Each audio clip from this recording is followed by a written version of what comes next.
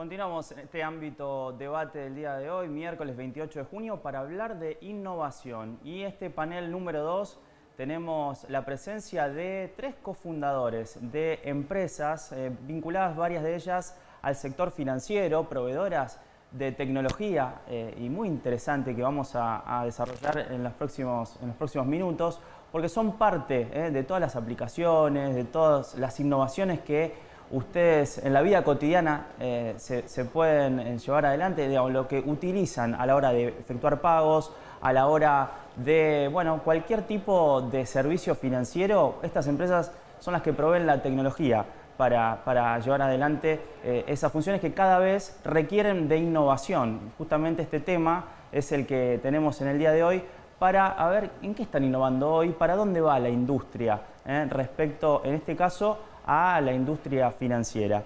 Y ya los presento a las 3 personas que nos van a acompañar en el día de hoy. Les agradecemos por estar aquí en Ámbito Debate. En primer lugar, presento a Julián Lisenberg, es director de estrategia y cofundador de Geopagos. Bienvenido a Ámbito Debate, Julián. Gracias, Juan. En segundo lugar lo tenemos a Gastón Irigoyen, que es el CEO y cofundador de Pomelo. Bienvenido. Muchas gracias, un placer.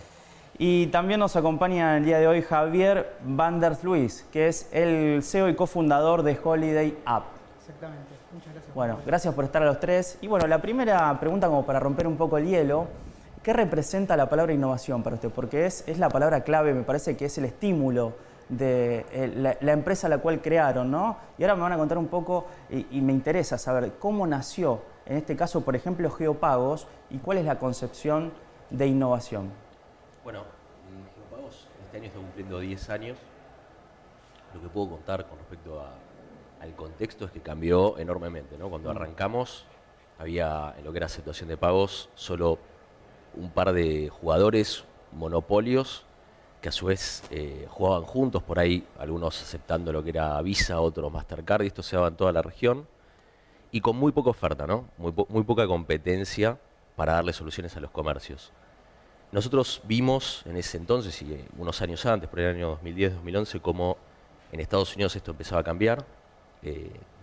Sacamos la idea viendo cómo en las tiendas de Apple en Estados Unidos uno se acercaba, compraba por ahí un teléfono, un iPhone o una computadora, y a la hora de pagar se acercaba un vendedor y ya deslizaba una tarjeta por atrás de los mismos iPhones. Eso te pasó a vos, ¿no? Eso me pasó a mí, exactamente. Claro. Y comparado con las experiencias que había en Argentina, que eran bastante tediosas a la hora de ir a un retail y hacer una compra. Uno por ahí estaba, no sé, media hora tardando para hacer una compra de algo que ya sabía que quería comprar, versus experiencias afuera donde uno compraba en pocos minutos y se iba con el artículo que buscaba. De ahí trajimos la idea, ¿sí? Y así arrancamos, pero en ese momento empezamos con un monoproducto. En ese entonces trajimos lo que era la tecnología en POS, que era un pequeño dispositivo que junto con un teléfono celular, un smartphone, sirve para aceptar pagos. En ese momento al principio se conectaba a lo que era el audio jack, donde se conectan los auriculares. Sí. Ahora eso ya cambió, digamos, es Bluetooth. Pero ese fue nuestro producto estrella durante muchos años. Y al día de hoy, digamos, el ecosistema ha cambiado enormemente. Hoy ya vemos como industrias que antes eran solo en efectivo, ya aceptan códigos QR. Vemos como los aparatos tradicionales cambiaron, ¿no? Y ya cuentan con inteligencia, ya son Smart POS, ¿no? Cuando ve que paga. Todo lo que es e-commerce ha crecido enormemente. Y vemos también como el ecosistema donde había estos monopolios en cada mercado ha cambiado, y hoy, por ejemplo, en Argentina, Geopagos ya tiene más de 10 clientes compitiendo en este ecosistema. Está muy fuerte el mercado pago, ya se ha abierto la adquirencia y un montón de agregadores de pago aceptando pagos, y eso hace que el ecosistema precise de muchísima innovación, ¿no? Tanto por la competencia que hay, agregando valor en cada uno de estos jugadores, como también desde el lado del usuario, que demanda cada vez más, ¿no? Demanda más velocidad, mejores experiencias, mejores soluciones. Así que es un contexto muy entretenido, si querés, en este momento, donde es muy necesaria la innovación y ha cambiado, ¿no?, enormemente. Bueno, Gastón, contame un poco de Pomelo. Sabemos también que son generadores de tecnología para diferentes empresas del sector financiero, fintech, bancos, etcétera, etcétera. Contanos cómo nació Pomelo y la concepción que tienen de la palabra innovación. Dale, por supuesto. Mira, nosotros tenemos algunas similitudes y algunas diferencias respecto de lo que contaba Juli y el caso de Geopagos.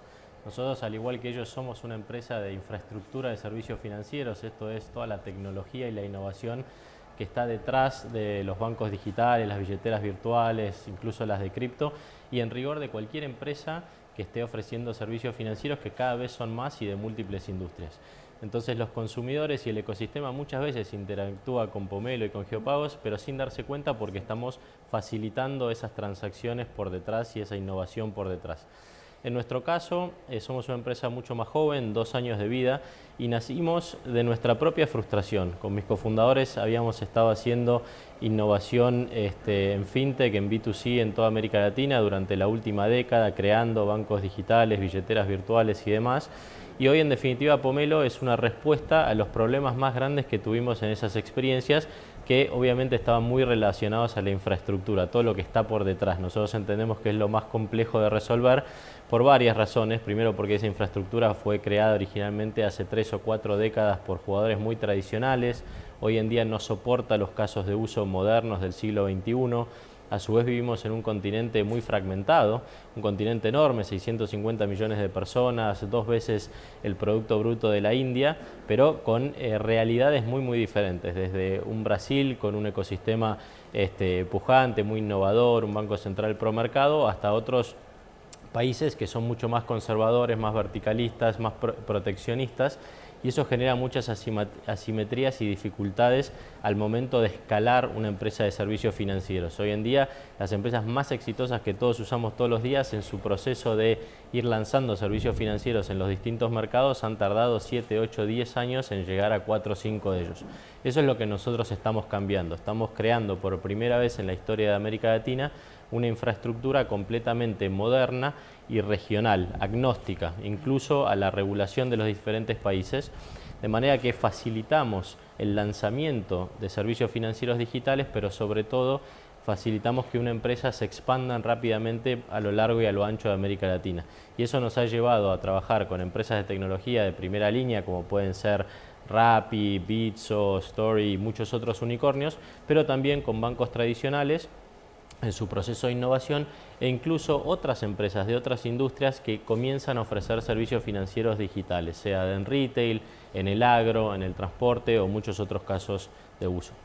Muy interesante. Y ahora vamos a hacer también una especie de diferenciación en algunos países, cuáles son los más avanzados, cuáles no de América Latina, teniendo en cuenta que están ustedes en esos países. Pero pasamos ahora a Javier. Javier, quiero que me cuentes qué es Holiday, la aplicación que creaste con un par de personas más en los últimos años, de qué se trata y qué crees qué aplicación de innovación, digamos, pudiste, el énfasis que vieron para lanzar esa aplicación. Bueno, Holidays también surgió de una experiencia personal. Estábamos de vacaciones hace unos años en Villa Gesell, en verano, y nos empezamos a encontrar todo el tiempo amigos, conocidos, y empezamos a preguntarnos, ¿cómo puede ser que estas personas estuvieran acá, en la misma ciudad, y no supiéramos nosotros eso? Y no tuviéramos ninguna herramienta para encontrarlos. Entonces ahí se plantó la semilla de Holidays, empezamos a hablarlo con un amigo, y quedó la idea de hacer una aplicación para poder encontrar amigos que estuvieran en el mismo lugar que nosotros. Después yo me fui de viaje al exterior y me di cuenta de que no siempre uno va a poder encontrar amigos, pero sí puede encontrar otras personas con las cuales relacionarse, vincularse y sobre todo poder hacer actividades y planes en conjunto. Y después fue tomando forma, volvimos acá y nos dimos cuenta de que eso también no pasa solamente cuando viajás, sino que también ocurre en la ciudad donde uno vive. Uno todo el tiempo a veces quiere hacer cosas, quiere hacer planes, quiere hacer actividades y no encontrás con quién hacerlo. O querés sumar más gente, o querés conocer gente nueva. Entonces se fue formando una idea y así fue como salió el proyecto de Holidays, que pudimos concretar hace poquito, hace un año, que tiene como desafío esto de contactar personas y poder meterse un grupo para hacer una actividad específica o crearlo en caso de que el grupo no exista. Y de esta manera, bueno, después de la pandemia, obviamente, esto se nos ocurrió antes de la pandemia, pero después de la pandemia muchos vínculos quedaron terminados, mucha gente le costó recuperar algunos, entonces se vio mucho más acrecentada la demanda de poder encontrarse con otras personas, de poder hacer vínculos, y muchas veces pasa esto de quiero salir a bailar, por ejemplo, o quiero ir a un recital, o quiero salir a correr, y no tengo con quién hacerlo. Entonces, ¿cómo hago? Bueno, hoy no existe una satisfacción a esa demanda, y nosotros dijimos, tenemos que ofrecer, justamente, igual a la redundancia, una oferta que permita llenar ese vacío. Y hoy en el mercado de apps no existe prácticamente ninguna aplicación similar. La gente reemplaza eso con otras aplicaciones sociales que se dedican a otra cosa, sobre todo aplicaciones de citas, donde el fin es uno solo, donde la interacción es uno a uno, y nosotros lo que ofrecemos es una interacción que puede ser de uno o de varios, con uno o con varios, y multipropósito, o sea, para cualquier tipo de actividad. Muy interesante. Bueno, volviendo a los medios de pago, Julián, contanos primero, a ver, ¿cómo fue creciendo la empresa? ¿Qué vieron de los cambios en diferentes países? Digamos, ¿cómo fue dándose ese proceso que recién hablaban que es diferente en cada país, ese proceso de avance de los medios de pago? Bueno, ¿cómo fue creciendo Geopagos y qué diferenciación podés hacerme en algunos de los principales países de América Latina respecto a ese proceso? Perfecto. Bueno, nosotros arrancamos por países más chicos en la región. Nuestro primer cliente fue BAC Credomati, que es el banco más grande de América Central, que nos permitió salir en 6 países en simultáneo en el año 2014.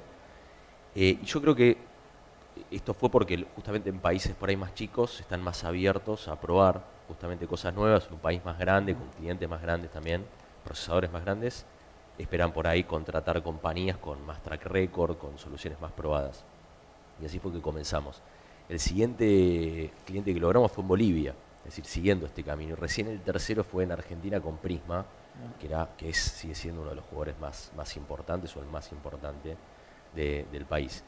Y así logramos empezar a que nos conozcan todos los demás países. Prisma, primer gran cliente de Geopagos, y a partir de ahí pudimos escalar hacia otros países como Perú, Colombia, Chile, etcétera, ¿no? con varios clientes más grandes. Y a medida que fue pasando el tiempo también fue abriéndose estos monopolios que contaba antes, es decir, empezaron a aparecer nuevos jugadores, empezaron a abrir los mercados, incluso los entes reguladores empezaron a obligar a que se abra este partido, y fue así que pudimos empezar a crecer, incluso al principio teniendo por ahí un cliente por país, o incluso como contaba en Centroamérica por ahí un cliente para 6 países, a pasar a tener varios clientes por país, que son estos jugadores, bancos, procesadores, fintechs, que salen a ofrecer estas soluciones de pagos a los comercios finales.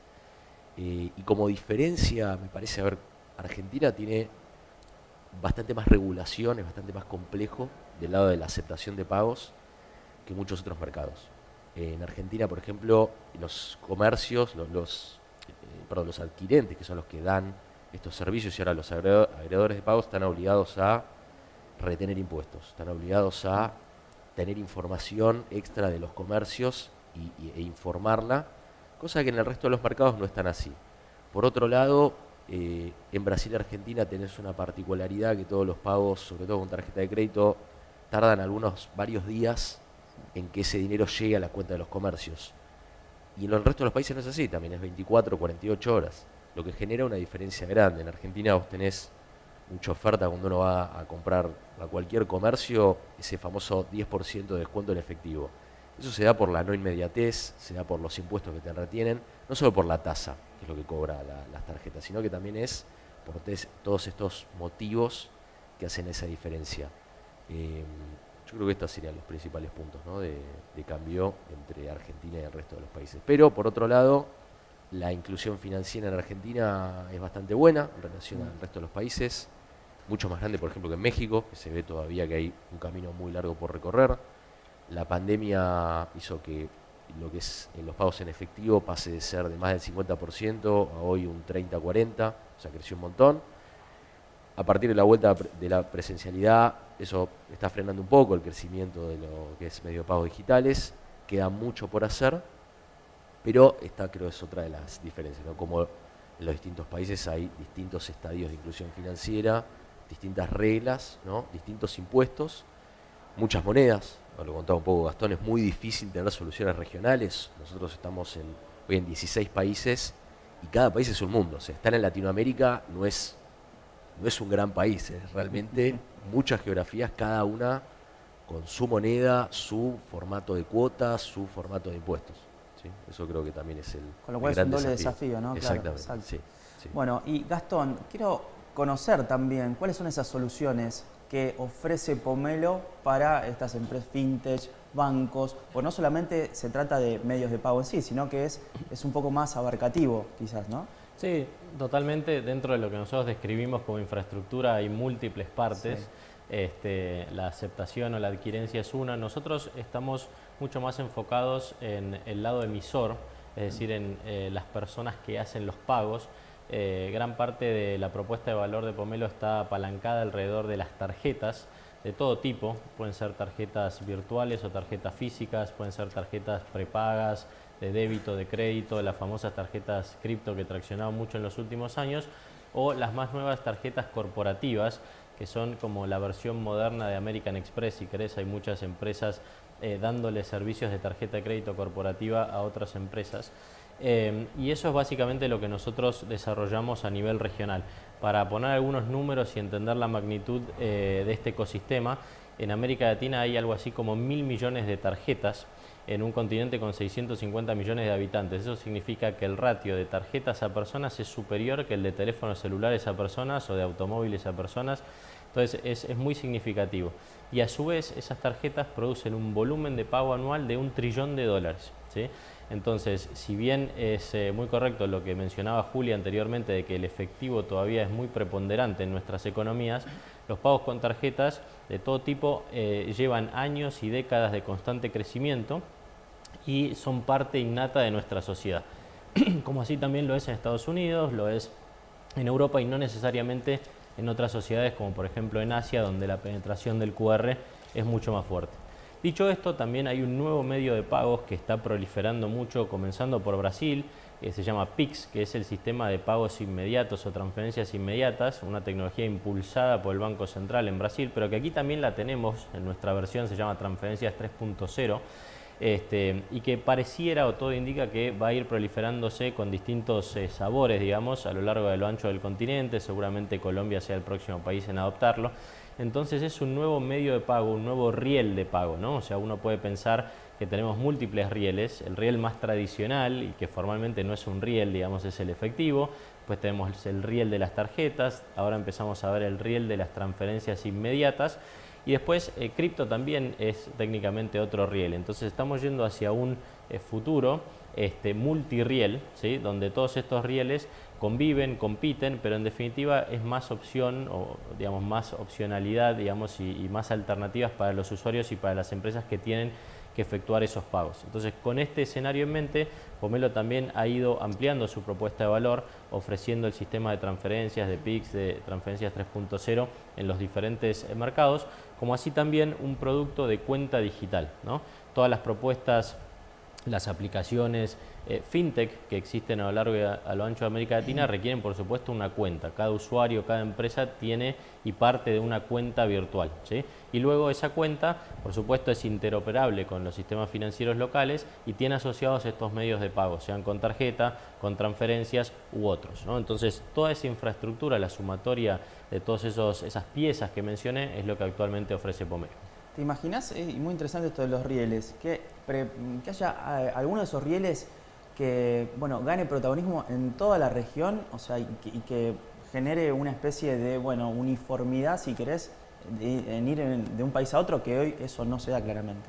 Bueno, el riel tarjeta es un riel global, Sí. ¿no? Evidentemente más utilizado en algunos países que en otros, o algunas regiones que en otros, que a su vez se ha ido evolucionando, porque hoy en día el presente, y lo vamos a empezar a ver en la Argentina en los próximos años, el presente de las tarjetas es pagar con tarjeta pero sin el plástico, ¿no? El famoso Google Pay, Apple Pay, que acaba de llegar a la Argentina. Nosotros hicimos con Google y con Mastercard el lanzamiento de Google Pay en la Argentina hace un par de semanas nomás, entonces vamos a ver que eso comienza a generar más tracción. Entonces las tarjetas, digamos, ya son globales y a su vez permiten esos pagos transfronterizos, porque cuando nosotros pagamos Netflix o Spotify estamos pagando con tarjeta y técnicamente estamos haciendo un pago global, ¿sí? Bueno, con respecto a los nuevos rieles, los de las transferencias inmediatas, Brasil ya anunció, el Banco Central de Brasil anunció su roadmap de producto que incluye, entre otras cosas, el Pix internacional, ¿sí? Entonces eso significa que con un sabor diferente va a seguir, digamos, la misma tendencia que con las tarjetas. Entonces sí me imagino un futuro donde América Latina es mucho más interoperable, ¿sí? Todavía no queda del todo claro cómo. Es probable que el sistema de transferencias inmediatas, que a su vez habrá que ver si terminan siendo inmediatas cuando son cross-border y entre países o no, pero sin duda va a avanzar en esa dirección. Y bueno, y por último, digamos, cripto también es global y transfronterizo. Entonces, lo que va a terminar sucediendo es que los pagos en efectivo van a ser los únicos que no caen dentro de la categoría, si querés, internacional, regional, transfronteriza, y eso obviamente va a jugar en contra del propio efectivo. Entonces lo que logran todos los otros rieles es ir digitalizando los pagos, digitalizando las economías, dando más opcionalidad a los usuarios y a las empresas, bueno, para el beneficio y evolución de todos los ecosistemas. Javier, quiero conocer un poquito más de Holiday, ¿no? ¿Cuál es el modelo de negocio que imaginaste para llevar adelante y que, bueno, tener éxito en el mercado, ¿no? Contame por dónde va el modelo. Bueno, el modelo es bastante simple, tiene que ver con que pensando en una aplicación que la gente usa para determinadas actividades, porque en general las personas, si bien la pueden usar para cualquier tipo de actividad, seguramente vayan a hacer nicho en determinadas actividades puntuales.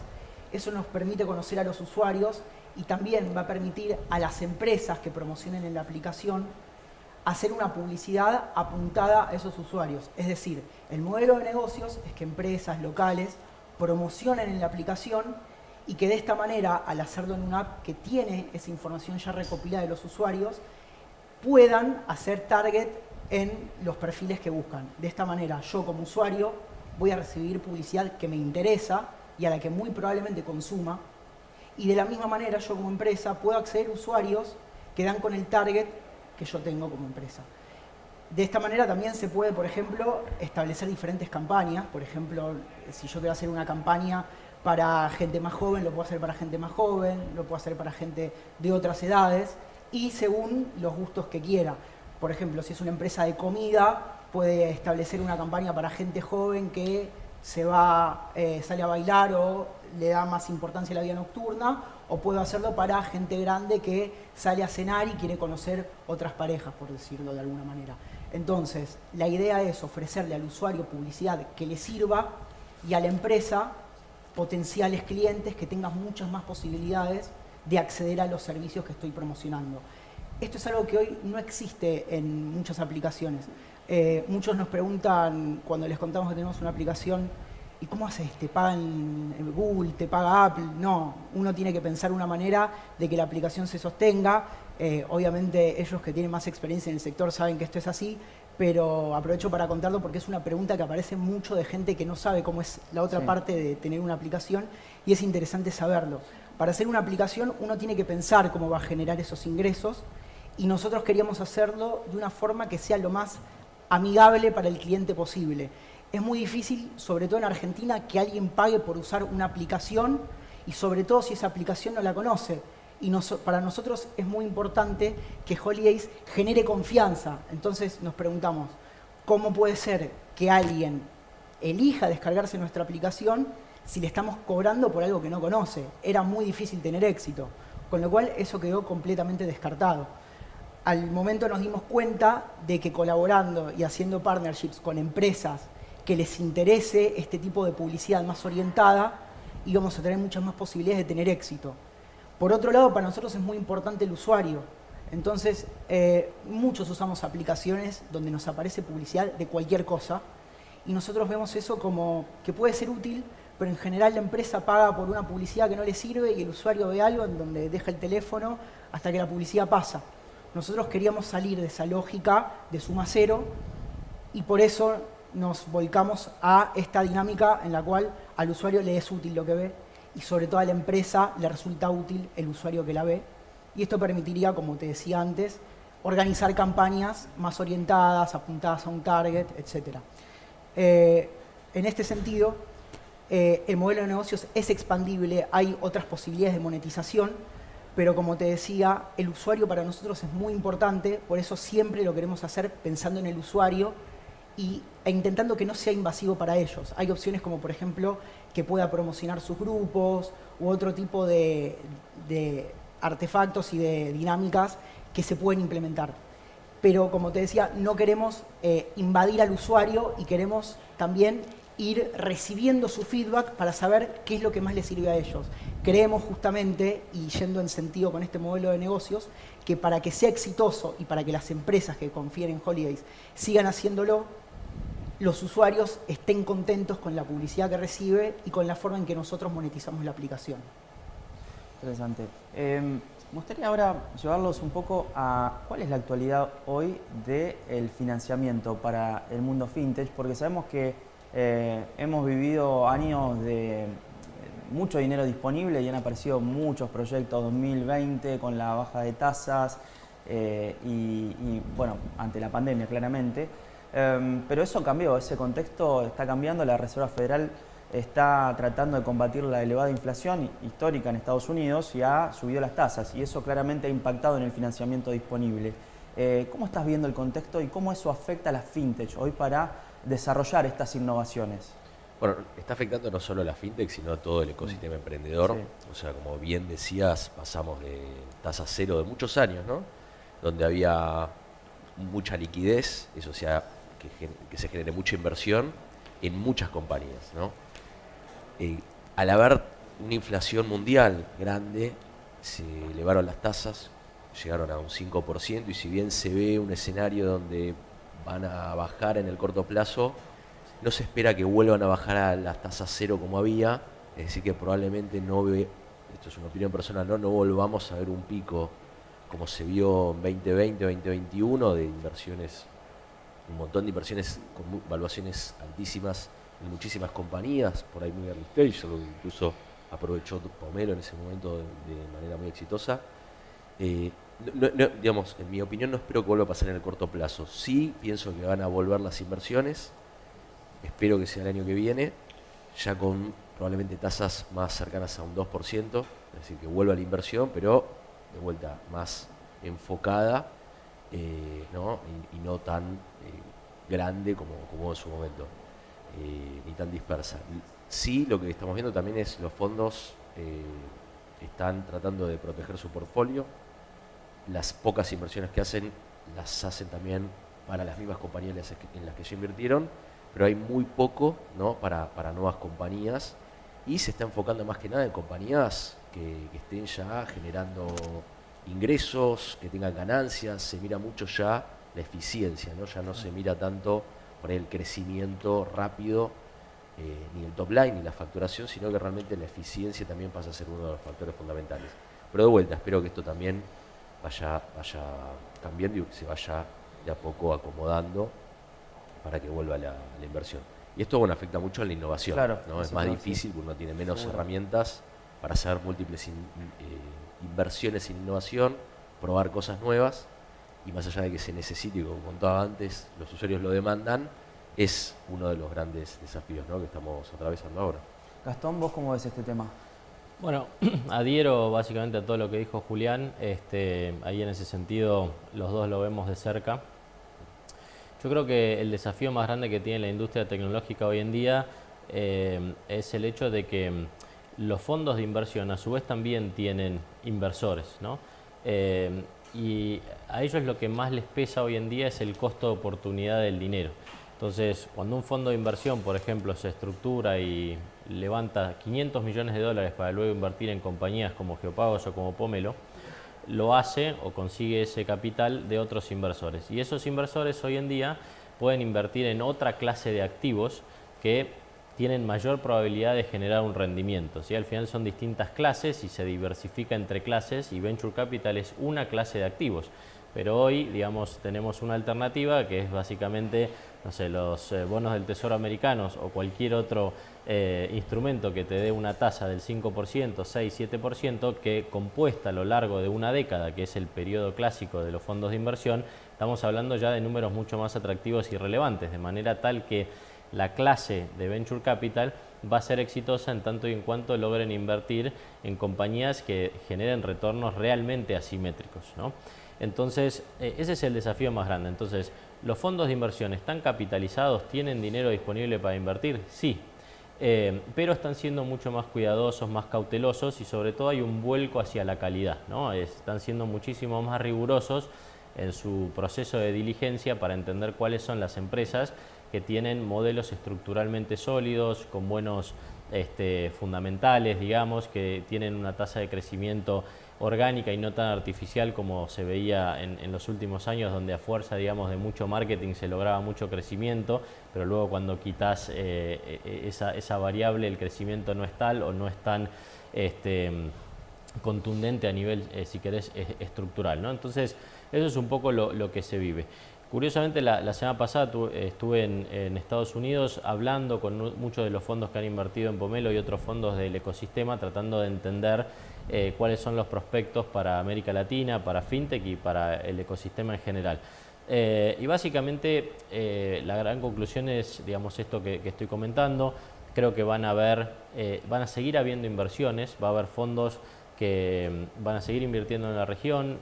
Por suerte, ya hace entre una y 2 décadas que estamos siendo lo suficientemente relevantes como para captar la atención de fondos globales. 2020, 2021 han venido muchos otros fondos de manera un poco más oportunista. Algunos de ellos se van a quedar y van a seguir invirtiendo en la región. Otros ya han tomado la decisión muy explícita de no hacerlo más, ¿no? Y entonces el ecosistema va a seguir evolucionando, va a seguir habiendo capital para América Latina, pero diría que va a haber en términos relativos más capital para menos empresas, aquellas que sean estructuralmente más sólidas y que puedan demostrar crecimiento sostenido, más orgánico, con buenos fundamentales a lo largo del tiempo, ¿no? Entonces, evidentemente lo que vamos a ver en los próximos años es como una asimetría donde algunas de las empresas que nacieron y que han levantado un poco de capital van a sufrir, muchas de ellas probablemente desaparezcan lamentablemente o sean adquiridas por otras más grandes, pero también vamos a ver cómo emergen grandes jugadores que van a pasar a ser, digamos, parte de la nueva normal en América Latina, como sucedió en el pasado con empresas como Mercado Libre o Globant o tantas otras que o bien nacieron en la parte baja del ciclo o en periodos de crisis y que supieron sostenerse y que hoy en día todos consumimos y utilizamos, ¿no? Entonces, estos procesos son como un poco más binarios, si querés, pero dan lugar a que emerjan grandes compañías que van a ser parte de los ecosistemas por las décadas que vienen. Javier, también vinculado a este tema, ¿cómo se vincula Holiday con el financiamiento? ¿Están buscando justamente inversores? ¿Qué les presentan o de qué forma tratan de atraer a los inversores para apostar por Holiday? Bueno, en primer lugar contextualizo un poco en qué instancia está la aplicación. Está disponible en los stores, se puede descargar, pero al mismo tiempo estamos buscando escalarla y mejorar algunos features que tenemos. El advenimiento de los primeros usuarios nos permitió darnos cuenta de varias cosas que necesitamos mejorar y que necesitamos cambiar, y por eso estamos en la búsqueda de armar nuestro propio equipo para de esta manera estar más rápidos y más ágiles a las demandas de nuestros usuarios. En el sentido de lo que vos me preguntabas, estamos buscando una incubación para poder contar con este equipo y además para ver en vistas de salir a hacer una promoción masiva de la aplicación que nos posicione de forma considerable, porque nosotros la verdad es que pensamos la aplicación como algo masivo, como algo importante y requiere un uso activo de una gran cantidad de usuarios, y para eso tenemos que erigirnos como una aplicación líder. No es difícil si uno lleva a cabo las herramientas que corresponden, porque no hay competencia prácticamente, pero para eso necesitamos del apoyo de una incubadora, de una empresa más grande, que nos pueda brindar este equipo que nos permita escalarla más rápidamente y a su vez poder promocionarla de forma masiva. Esto para nosotros es muy importante porque siempre proyectamos una aplicación que se pudiera usar a nivel local, pero también a nivel regional y mundial incluso. Entonces, si bien tenemos que estar con los pies sobre la tierra y sabiendo cuál es el lugar que nos toca ocupar en cada momento y en cada instancia, al apuntar alto tenemos que estar a la altura justamente del lugar al que queremos llegar.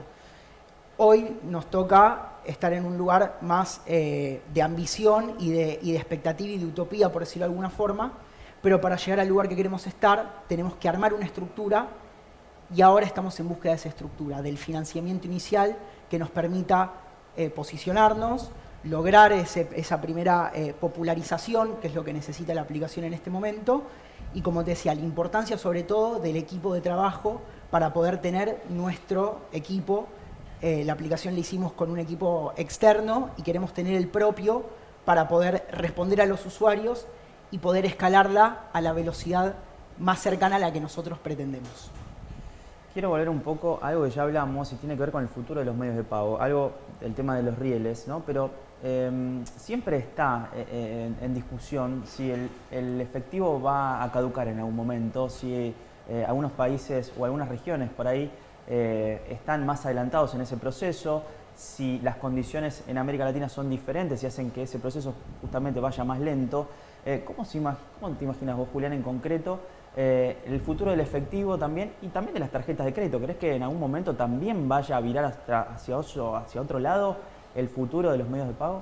Bueno, es una buena pregunta. El efectivo imagino que a la larga sí va a terminar desapareciendo, se va a terminar digitalizando, ¿no? Ya incluso hay algunos países que ya están digitalizando sus monedas, me parece India, ¿no? Creo que ya empieza a tener una moneda digital. Es decir, no va a desaparecer la moneda, pero va a pasar a ser digital y ya probablemente no se necesite más el billete físico. Y en lo que respecta a lo que es tarjetas, hoy la infraestructura que han construido las marcas, Visa, Mastercard, es muy, muy grande. Hace por un rato Gastón lo contaba muy bien. Lo que es QR va en ese camino, ¿no? Va en lo que es la interoperabilidad. Pero recién están empezando estas iniciativas. Incluso hoy QR es un medio de pago tan grande como el débito y el crédito en Brasil, nada más, en Latinoamérica. Es enorme en Asia, ¿no? En China es solo QR, ya las tarjetas casi no existen, el efectivo tampoco. Pero la verdad que no se vio eso todavía reflejado en muchos otros países. Estados Unidos todavía se paga en efectivo, se paga con tarjeta, se paga con Apple Pay. QR creo no existe prácticamente todavía. Entonces se ven un montón de diferencias en los distintos países. Y lo que es QR todavía tiene que ganar interoperabilidad dentro de los mismos países. O sea, en Argentina todavía no es totalmente interoperable. Se está en ese camino. Está en agenda de los entes reguladores. Creo que va a llegar. Después tiene que haber interoperabilidad regional, como comentaba Gastón. Pero es un camino largo y lo que ha construido a nivel de infraestructura, las tarjetas, bueno, es mucho tiempo, es rápido también, las transacciones, incluso uno paga en otro país y es inmediata la transacción en ese momento, se autoriza en el momento, por lo que creo que va a llevar un tiempo y van a existir, me parece a nivel mundial, múltiples medios de pago en simultáneo. Nosotros como estrategia en Geopagos apuntamos ahí, o sea, es una solución, yo contaba al principio que empezó con un monoproducto, pero hoy, digamos, y parte de la inversión recibida el año pasado por Geopagos fue de $35 millones, no lo conté cuando preguntaba justo de las inversiones, es justamente para invertir y seguir agregando productos tanto a nivel medios de pago, invertir en lo que es códigos QR, invertir en nuevas tecnologías como lo que es Smart POS, nuevas tecnologías que permitan que el teléfono acepte tarjetas y pagos teléfono a teléfono con Apple Pay también, y todo lo que es e-commerce, ¿no? Crecer en lo que es valor agregado. Así que me parece que se va a dar esto de múltiples medios de pago, pero sí el efectivo va a ir de a poco desapareciendo. ¿Qué hay con las huellas digitales y con la identificación de la Bueno, cara? parte de la innovación, ¿no? Sí. Se ve las tiendas de Amazon y hay ya creo algunas acá en Argentina donde uno entra y se lleva las cosas. Bueno, sería espectacular, ¿no? Pagar sin fricción. También está ahora, se empieza a ver cómo empieza uno a comprar directamente desde la casa diciendo lo que quiere comprar. Se ve los ejemplos de Alexa, todo lo que es inteligencia artificial. Digamos, eso también viene, ¿no? Todo apunta a comprar sin fricción, a que sea realmente algo casi automático, que sea un placer comprar las cosas, que no ni tenga que pagar. Pero también me parece que todavía falta, ¿no? Se ven pocas iniciativas, hay que confiar mucho en los clientes, ¿no? Y lo que es huella todavía no se está viendo tanto, me parece. Me parece mecanismos por ahí de biometría más sencillos como el pago con las billeteras, etc. Gastón, ¿vos crees lo mismo, que el efectivo va a tender a desaparecer o que es un proceso un poco más complejo? ¿Y cómo ves el resto de los medios de pago justamente en el proceso de evolución? Sí, el efectivo naturalmente va perdiendo participación contra el resto de los rieles o de los medios de pago. Las tarjetas, tanto de débito como de crédito, siguen creciendo sostenidamente. Pensá que cuando se hace inclusión financiera y una persona por primera vez recibe una cuenta, esa cuenta viene naturalmente con una tarjeta de débito que en una primera instancia se utiliza prácticamente para ir al cajero y retirar el dinero, ¿no? Pero es el comportamiento como más rudimentario, pero después lleva a un uso un poco más sofisticado. En este momento donde se está buscando mucho la rentabilidad en la fintech, las tarjetas de crédito cobran importancia porque tienen un mejor modelo de negocio y a su vez hace que con más gente disponible y transaccionando de manera digital, comience a haber más acceso al crédito. Entonces yo creo que América Latina va a ir teniendo más acceso al crédito, cosa que ya estamos viendo en Brasil, en México, y luego va llegando a los otros mercados. Entonces el volumen transaccionado va a seguir creciendo conforme crecen las economías, pero el porcentaje de transacciones realizadas en efectivo va a ser menor, va a tender a cero, como ya sucede en otros países, pero naturalmente por las características de América Latina va a tardar tiempo.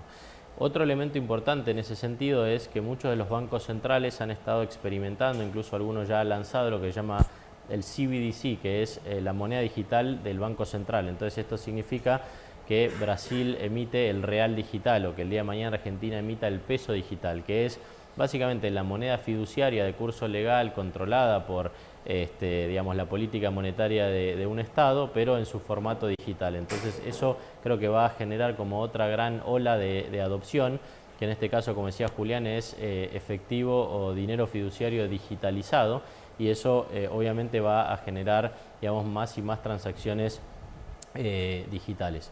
Y después creo que algunas otras cosas que están pasando y que son interesantes de observar en el futuro. Uno es el concepto de las finanzas embebidas, este concepto de que hoy los servicios financieros no están reservados exclusivamente para los bancos como era históricamente o incluso para las fintechs, sino que cualquier empresa puede ofrecer servicios financieros. Y acá hay algunos ejemplos con los cuales ya interactuamos. Hoy, por ejemplo, los supermercados ofrecen servicios financieros. Si uno piensa literalmente en el acto físico de ir al supermercado, suele tener un stand que te ofrece servicios financieros para que te financien la compra en lugar de que lo haga el banco o que simplemente esa persona no tenga acceso. Y eso se está digitalizando, entonces puedes pedir un crédito o un préstamo online para después hacer la compra en las tiendas de electrodomésticos, lo empezamos a ver en el agro, lo empezamos a ver en las empresas de logística y de transporte que hoy en día en la Argentina literalmente llevan una caja fuerte en el camión, lo cual tiene un costo y un riesgo. Entonces todas las empresas, incluso cuando se dediquen a otra cosa, van incorporando este concepto de ofrecer servicios financieros. Esto empieza a ser muy claro también en las estaciones de servicio, que han creado un ecosistema de pagos y han comenzado a ser parte de ese negocio, cuando históricamente se movían millones y millones de pesos por día, pero su negocio era puramente de energía. Ahora su negocio es de energía, de servicios financieros y también de gastronomía, etcétera, etcétera, ¿no? Y después el último punto que creo que es interesante es lo que se llama el Open Finance, que es este concepto de que la información financiera y el historial financiero pertenece al usuario y es portable. Entonces, si uno piensa en la relación que hemos tenido, por ejemplo, con los bancos hoy son los dueños y propietarios de todas las transacciones y la información financiera nuestra, y son ellos quienes tienen la información. Si lo llevas al plano de las redes sociales, hoy las plataformas te permiten crear contenido y distribuirlo a través de la plataforma, pero vos como usuario sos el dueño de ese contenido. Este mismo concepto viene ahora a servicios financieros, donde como usuario voy a poder exportar mi historial transaccional y crediticio con un banco y voy a poder abrírselo al resto de los bancos del ecosistema para que me hagan distintas ofertas de, no sé, un préstamo, una tarjeta de crédito, un crédito prendario o lo que fuera. Y eso es muy interesante porque cambia, digamos, el esquema de poder, entre comillas, donde por primera vez llega el usuario y el usuario tiene potestad sobre el mismo. Interesantísimo. Bueno, nos quedamos sin tiempo. Javier, las palabras finales, 30 segundos, sí, para que me quieras destacar algo que no hayas dicho o resaltar algo de lo que comentaste en este panel. Bueno, nada, es muy interesante lo que comentaron, si bien somos de ámbitos diferentes, ellos forman parte de una comunidad que es la comunidad FinTech y nosotros desde Holidays queremos crear comunidad, nos parece fundamental para crecer porque así como tenemos la ventaja de no tener competencia, no estamos insertados en ninguna comunidad, en ningún ecosistema y tenemos el desafío de, al ser pioneros, crear ese ecosistema y crear esa comunidad. Quizás en unos años estemos hablando de aplicaciones sociales de este tipo que hoy en día no existen y al ser de los primeros en surgir tenemos una ventaja competitiva enorme.